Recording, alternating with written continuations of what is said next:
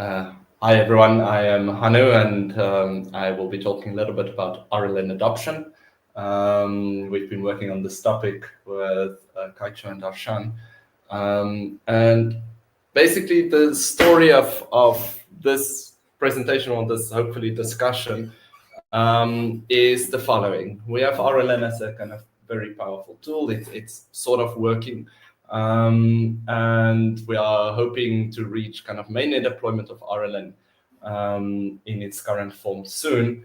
But we sit with the problem of how do we make the adoption of RLN easier, right? If we believe in RLN as a very good solution for DOS protection, how do we improve adoption? And we will look at 3 alternative ways other than what we are doing right now, which I will get to as well, as kind of possible avenues to ease RLN adoption.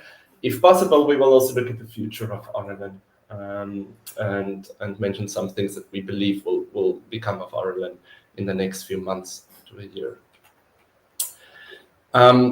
I usually sneak in a slide about what is RLN because I believe even if you've heard of this many times, it's got this a reputation as being very complex, but I think everyone, even if you don't have a deep understanding of zero knowledge of the workings of RLN, should kind of keep the TLDR in mind, right? And TLDR here are the kind of first 3 things that I have highlighted here in bold, which is to say RLN is basically a permissioned membership set, which is to say we have a group of people that are kind of whitelisted to be allowed to do something, right? And in our case, published to the Waku network. And then each of these members on the whitelisted set can also only do this something, which is publishing to the network or generating signals at a certain rate limit, right? So they can only do so many signal generations per, let's say, 10 minutes or so. That is the most important thing to understand about functionality. What I would add as well here is this all happens in a way that doesn't tie the generated signals at all to the member itself that generated that signal. So this is where the zero knowledge part comes in. It's privacy preserving and anonymous. So what it allows for Waku is making sure that everyone publishing to the Waku network belongs to a permissioned membership set, and that they can only do so at a certain rate limit, but do so completely in a privacy preserving manner. What do we have currently? So currently we have our membership being deployed as a kind of linear Sepolia contract, right? So it's on a linear Sepolia testnet. You only need a single membership to publish to any of the 8 Waku network shards. Currently, if you register your membership, you have to deposit a certain amount, and which you can withdraw after a certain time period. So it doesn't cost anything, but we do require a deposit. I'll explain why a little bit later. And depending on the size of the deposit, you can get a variable rate limit that you're allowed to publish to the network. Memberships expire, and this is necessary to make sure that we don't have kind of dead memberships remaining there forever. And we have a web management app now that allows RLN membership kind of management quite easily. What is still necessary to get us to mainnet? I think some functionality in the contract. We want to make sure that if people use actual money, right? If you use some crypto tokens to register and deposit money to get a membership, or you need to be able to renew, extend your membership. You need to be able to withdraw deposit, of course. We need to make sure about the contract ownership. We don't want someone specifically in the team to own the contract. We want maybe a multi-sig to own the contract. Eventually, maybe an ownerless contract. We might need to audit, since we are working with real funds, and we might need an audit. But all of this will come together if we run a very significant test net on linear Sepolia, right? If we test everything very well, hopefully we can gain confidence to get to mainnet quicker. Yeah, this brings me to this idea of what is the problem that we're trying to solve with RLN adoption. And contrary to us very often referring to RLN as a hurdle, I do want to point out here something about the real cost of RLN, which is that it's very, very cheap, right? So for the mechanism of RLN to work, basically it costs as much as the gas of a single registration transaction, right? Which is not a very big transaction. And this would be even free on gasless change, as the status network, for example, aims to be. So this creates both a challenge and an opportunity, right? So since it's so cheap to register, I mean, the real cost of RLN is so cheap, it means that anyone can just register thousands and thousands of membership and then DOS the network in any case, right? So we need to DOS protect the DOS protection mechanism, which is kind of the main challenge here. But it does mean that if you were to sponsor RLN, it would be kind of easy to sponsor. It would be a very cheap thing to kind of sponsor. If we can find such a mechanism, right? So what have we come up with? This is what I mentioned earlier. We do have this intermediate solution, which requires a deposit whenever you register, right? So that means that no one will just hopefully just register thousands and thousands of memberships, so DOS to DOS protection, because there's a little bit of artificial friction that we've added with a membership registration, requiring you to place a deposit and withdraw it after a timeout period of I think it's 6 months currently. Now, this artificial friction that we have to introduce to DOS protect the DOS protection causes friction with adoption, right? So legitimate users might want to just kind of download a communication app, for example, or maybe you're part of one of our partners, and you want to just use the Waku network. Now there's an added step of having to get crypto in the first place, make a deposit to a contract, and then do all of the management here. Okay, and this is kind of friction which is in most cases unacceptable for many of the actual use cases that we see. So the problem of adoption is the following in terms of RLN. How can we make it as frictionless as possible for all legitimate users of the Waku network to receive sufficient memberships, right? So that's to say, in my view at least, if you have a legitimate use case, in an ideal world, you will just receive a free membership without you even having to think about that. And this membership should be enough, or the rate limit should be high enough to use for your use case. If you have a chat application, it should be enough for you to use your chat application without any visible limits if you use it in a legitimate way. Okay. So yeah, just we have the scheme of kind of placing a deposit to get an RLN membership. Existing plans for alternative ways in which people can get memberships, well, would be the first one that we're going to discuss 3 possible models here.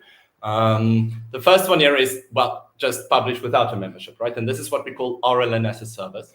And this means that parties wanting to publish to the network could publish without a membership if they use the light push protocol, which is to ask a light push service node to publish to the network on your behalf. And in this case, the light push service node could have an RLN membership itself, and it could just generate an RLN proof on your behalf, attach it to your message, and then publish it to the network, and it will be a valid network, right? So this is a very easy model. It's easy to implement. In fact, we have implemented it. It is being used by most of our in-house web applications already. So we have Waku and the Logos Forum, for example, that's already using this model. It's also how we direct people who experiment with Waku to first try the network, because you can kind of build on existing provider-user relationships and kind of exploit that. So, for example, we have the Waku cluster. We have kind of big RLN memberships on those fleet nodes. And then if you're an interested client, you can just kind of get a certain allocation of that RLN membership and use it to publish to the network. Okay. The cons here should be obvious to anyone who knows Waku and our principles. This is a very centralized model. This is not something that we would want to advocate. It is a useful workaround, but it's very much open to attacks, the different types of attacks that we're also building against. But it requires this centralized light push service node that holds the key to publishing to the network, right? So very importantly, it kind of violates this principle of self-sovereignty that we find so important in Waku, where you should own your keys, you should own your data, you should own the means to publish to the network yourself. Moreover, it will require kind of high-rate RLN memberships. You should be, if you are one of these light service nodes and you need to service a very large application with lots of users, you would need to publish a very high rate of messages. And those memberships itself could be an avenue to attack the network, because if you can get many of those, you have an angle from which to attack the network, and this would be expensive as well. The next model I will let Darshan explain. So Darshan, you can explain, and I will move the presentation.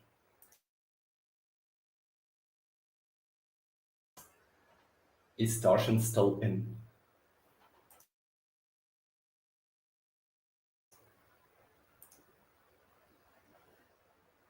Are you there, Darshan, or am I the only one on stage? Okay, he's coming. Yeah. Oh, I don't know like how this works, but my voice is clear.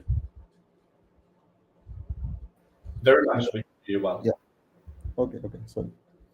So, what is the RLN Karma? It is just a new kind of membership. We want to improve. We want to update in the network.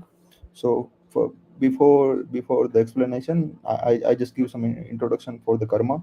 Karma is a kind of social reputation on a network. So you can earn by contributing to the network. Okay, so it is not kind of your kind of the economic token. It's just kind of reputation what you can earn by giving some contributing to the network in many ways. So you can check it out the status website. It is just a new idea or tokenomics. Okay, so like what is the RLN Karma? So it is just a new way to give the membership to the user. So like first question is like, is it possible to give the membership through the Karma? The answer is yes. Yeah. And how? So instead of the depositing some assets to the centralized contract, we just check like this particular user have a enough Karma or not. And if that guy have enough Karma, we just give the free membership. Yeah, so this is like simple idea. And it is just a different way to give the membership. So little bit history about the membership, the terminology in the RLN side. The first side, we give the membership without any stake. And the current contract has some you need to deposit some amount to the contract, and then you can get the membership. And the future way, and both in the future, in the both, we can give the both way to membership, staking some deposit through the contract, and other way, like if the some guy has enough Karma in the contract, we can give the membership. Yeah. Next slide. So this is the simple flow diagram about the how this new membership flow is working. So first, like user need to request the RLN, like can I get the membership? So RLN just checking if they hold a particular required amount of Karma. If it's yes, then we can give the membership. And if it not have enough Karma, we just reject that request. And after some time, or the grace period, we check again, like uh, this guy still have enough Karma, or and and then we can just upgrade or downgrade his membership according to the rule. Or let's say that guy ever now don't have enough Karma, so we just decline his new next membership. Okay, so this is the flow.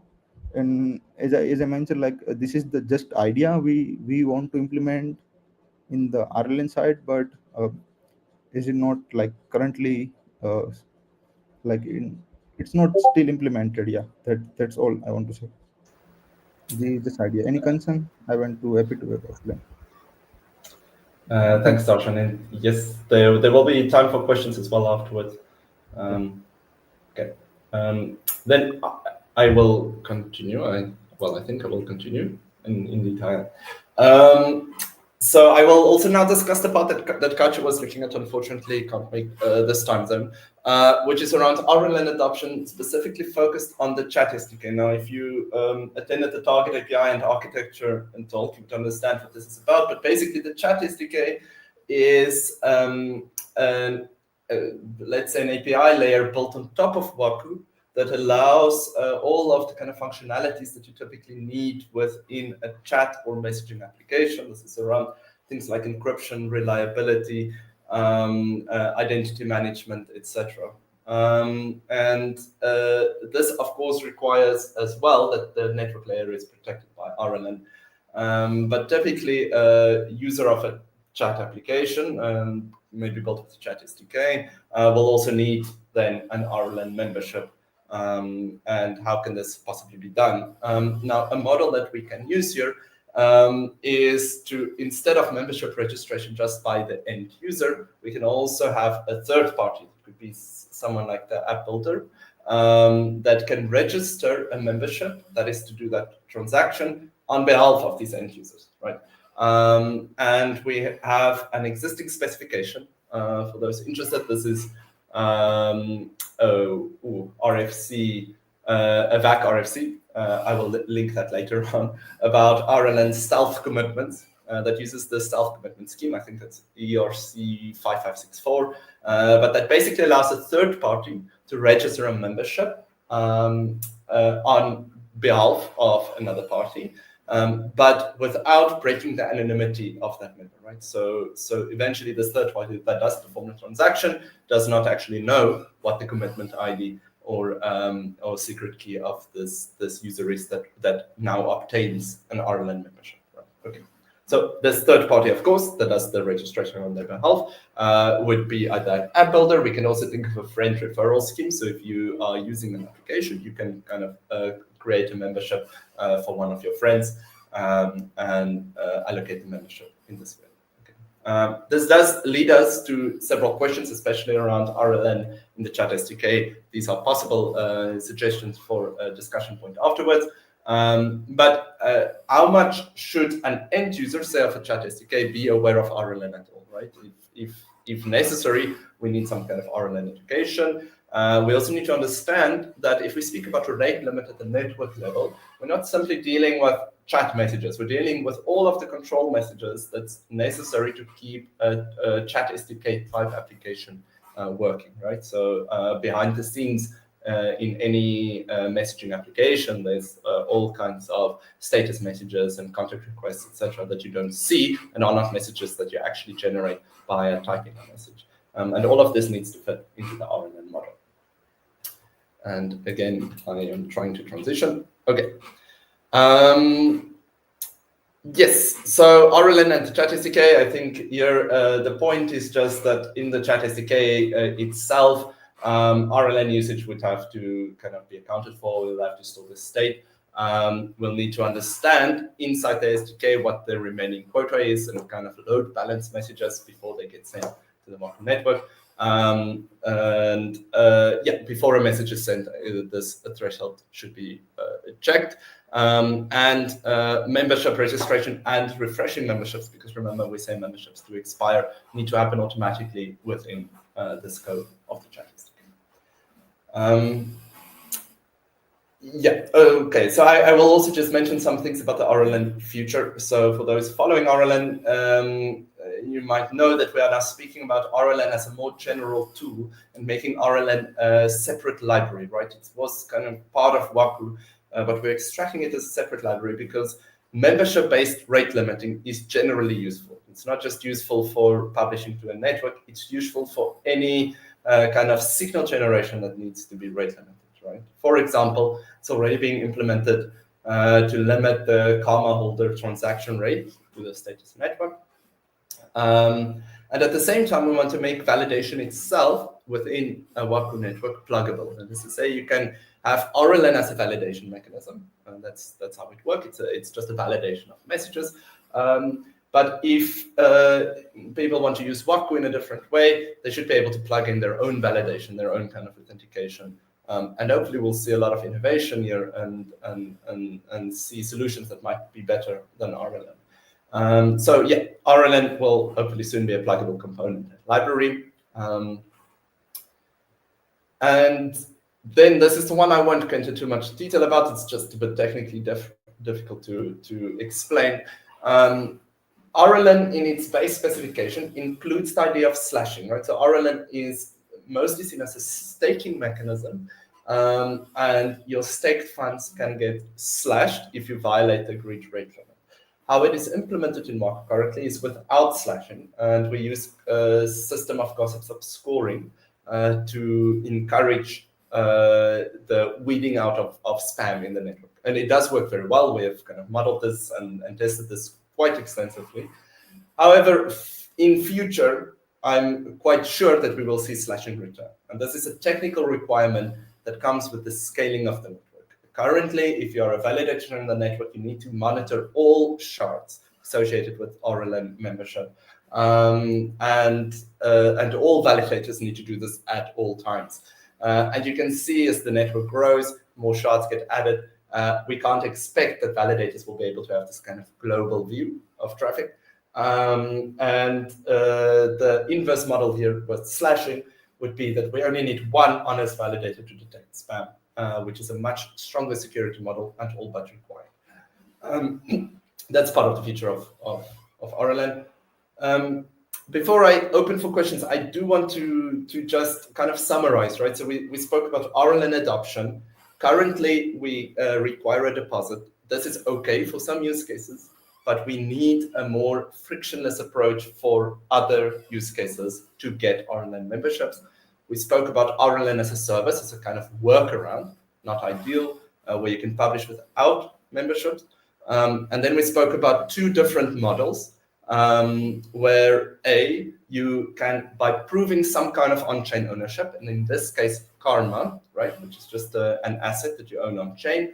You can prove that you can get an RLN membership. You can register for an RLN membership. And another model where a third party, maybe an app builder, can register on behalf of authenticated users as well. And now I will be very happy to answer questions, and Darshan, feel free to jump in if there are any.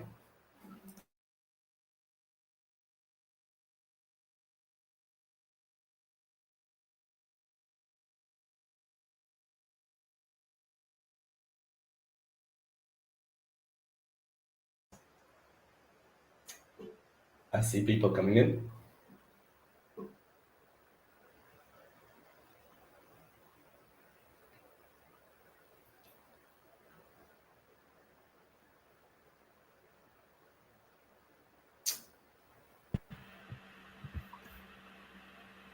I cannot see the names currently on stage, but if you are there, just speak and ask. Maybe I have a question or a remark. Yes, go ahead. Thank you for the awesome presentation. I do like it. Second time as well. Actually, I was, from the first time I was hearing, I was start thinking on how does this anonym identification align with other features like mix protocol, mixnet involvement. Maybe it's a little bit implementation detail, I know, but can affect on greater Waku network design. Is it already solved, or is it already solved? Okay, so that's a very good question. Unfortunately, we can't use RLN as is for the mixed net, right? So we are talking about the mixed network being added. RLN operates at a higher level. It's about gossip sub-validation, whereas the mixed network is being implemented in two ways. One is as a transport for gossip sub, right? So already it's at a layer lower than the validation for gossip sub where RLN currently operates. And secondly, as a kind of a tunnel protocol, right? Those two methods are how we are implementing mix. Now, unfortunately, both of those things kind of preclude using RLN as is as the dust protection mechanism for the mixed network.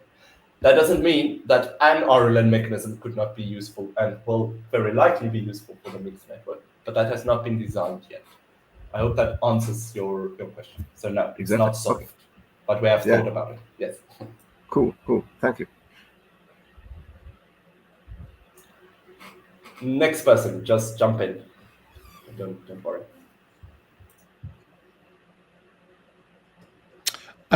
Great presentation. Loved it. One of the questions that I have is around Sybil resistance. So the idea that if you can create an infinite number of memberships because they're cheap, does the DOS protection really have any teeth to it? I'm curious, when do we start thinking about that aspect of it, enforcing kind of this, one membership per user aspect? Any thoughts on that? Yes, I think each of our mechanisms are designed to address this Sybil problem specifically, right? Which is to say, what we are seeing now in the Waku network, by the way, it was kind of the expected Sybil attack that we knew was coming. Which is to say, it's so easy to get an RLN membership that a bad actor can get all of the memberships and then basically own the network in that sense, right? So absolutely. So I would say the first thing we do is we make it a kind of add some friction, so that if you are a bad actor, it's so difficult that you won't really try to get more than 2 or 3 memberships, right? So that could be a method, right? The opportunity cost there that you lose because you have to deposit some funds to get these memberships would just be too high. Okay, so that's the first thing. All of the other methods seek to address this problem as well. For example, if we allow Karma holders to register a membership, that would be only a single registration. Karma is also soul-bound, right? It's not transferable. So you could only do a single registration. And that will be it. If you have another kind of account but also with Karma, you could do that as well. But presumably, to get Karma, it's difficult enough that only bona fide actors would go through that trouble. And similarly as well, if we are kind of talking about a third-party model, there needs to be more work, but presumably here, the third party, which could be the app builder, right? We'll often speak about Status here because Status will be one that uses the chat SDK. They serve as a kind of barrier to make sure that, I guess, legitimate users, that is, say, legitimate installations of the app, for example, are the ones that get the memberships.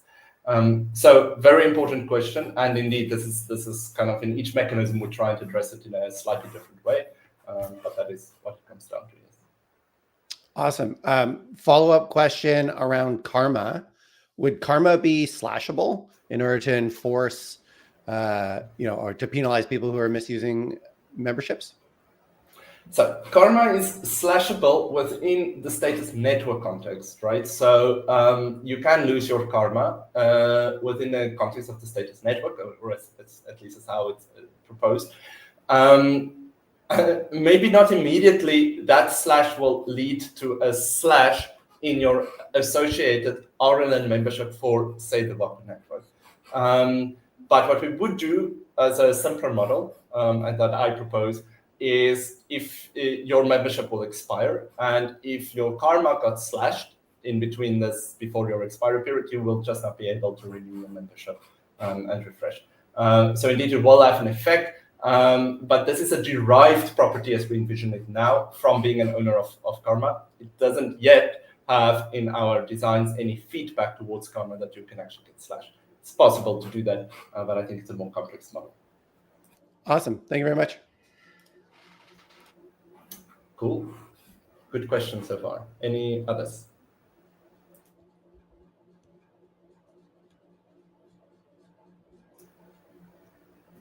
From my side, I see that 3 people joined, but I don't know who the third is that might want to ask a question. Maybe I would like to ask, Go ahead. how would you weight the problem domain of RLN protection is rather a problem or things that application developers should think of rather, or the users? I know it's a mixture, but suppose I would like to open my app and would like to operate on the Waku network. How can I, as a developer or a host, think of my user engagement if it's an RLN complicated? way of using it? Yeah, that's another good question. Of course, it is a mixture, right? I think the reason why we are designing this kind of adoption mechanism is that we're acknowledging that it needs to move away further and further away from the user in most cases. I think that a user should not know, a user of any decentralized app using Waku should not know that RLN even exists, right? That's what I think the ideal world is. And that should be the case for most users, right? You can imagine some apps where obtaining your RLN membership might be a feature that people are interested in. But in most cases, I think this should be abstracted away. But this should also be abstracted away from the developer of application to the point where they can understand the mechanism and they can choose the model that works best for their application. But it should be a very, very simple thing to implement for your specific application. So in general, it should be so abstracted into our various SDKs that it's in most cases a very easy thing to deal with for developers and hopefully completely invisible to end users of an application. Yes. I mean, I know these are nice things to say. Of course, these are very kind of, it has everything I say has a technical implication, but I do believe we are moving in that direction. Okay, thank you. As a further, just to roll a bit further, I mean, is karma, it's a good idea, is it something like we can think of as a kind of freeware or shareware type of using a solution on the Waku network? And if you agree that, okay, I would pay rather than to contribute, or I would like to contribute to use it free. Is it a good way of thinking? I'm going to answer, but if I answer the wrong, I don't understand correctly, please do correct me.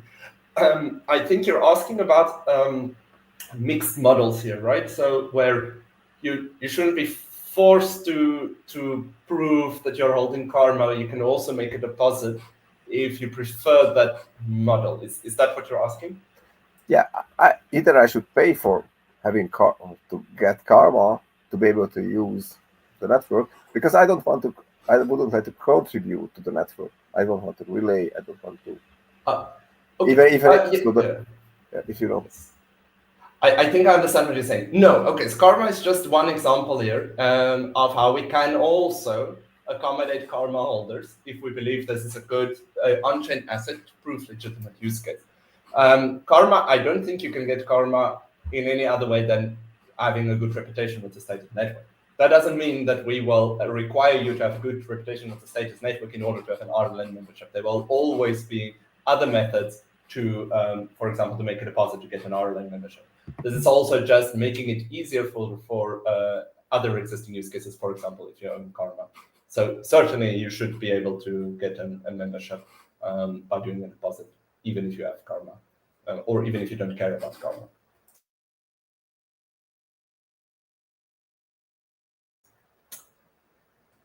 Yeah, I was just going to jump in and say, I really like that distinction. The idea that like the baseline is that anyone, anywhere can always pay for it, yet as a kind of easing of friction, allowing, kind of like vouchers to memberships to be handed out for people who have contributed, or whatever categories need to be there. I think that framework makes a lot of sense in my mind. I appreciate that clarification. Absolutely, and we were also speaking in the previous session about a kind of hybrid way that maybe you have a membership based on your karma, but because you don't have a lot of karma, you just have a low rate membership, and you should be able to add funds to kind of increase your rate limit if you're interested to do that. So you should also be able to do a mix of both. Wonderful. I do notice that there's a question from Arsheni. Is it possible to paste it on the screen, Christian, just so that it's part of the recording before I answer it? Thanks a lot. Okay, so I've only asked if it's possible that we have devs or integrators that never need to know that RLN exists. Yes, I think we already have this, right? I mean, this is simplest with the RLN as a service model, where we just kind of have these endpoints kind of hard-coded, I guess. Well, I'm not exactly sure how it works, but where we provide these kind of SDKs that just does something default, and we, in a sense, sponsor those memberships for devs who want to kind of test the Waku network. This should be possible to generalize. I think once you are a serious developer in Waku, it is likely that you will have to think about how membership is being obtained. But yes, I think we can get to that point, or we can get close to that point. And we already have examples where this works, even though you might say that this model is a bit of a cheat because we're using a workaround. But certainly, I would want developers on Waku, at least if you're just experimenting with the network, to not have to think about RLN at all and just be able to kind of hack a little bit. And that should be possible, yes.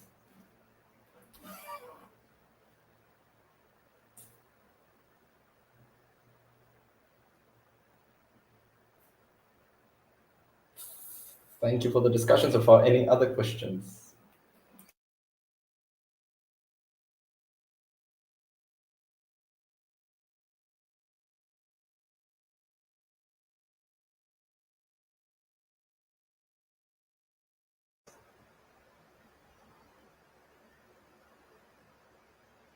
I assume then this will be the end, and I think this is also our last session. I am waiting for anyone to jump in if they want, but other than that, well, thank you everyone for participating in this and all the previous discussions. I think this live streaming was a kind of new experiment for us. We'll work on how we do virtual offsites in the future as well to make it even more interactive, I think. But thank you very much. Also, Christian, thank you very, very much for your help with getting the live streams up the past 2 days. Okay.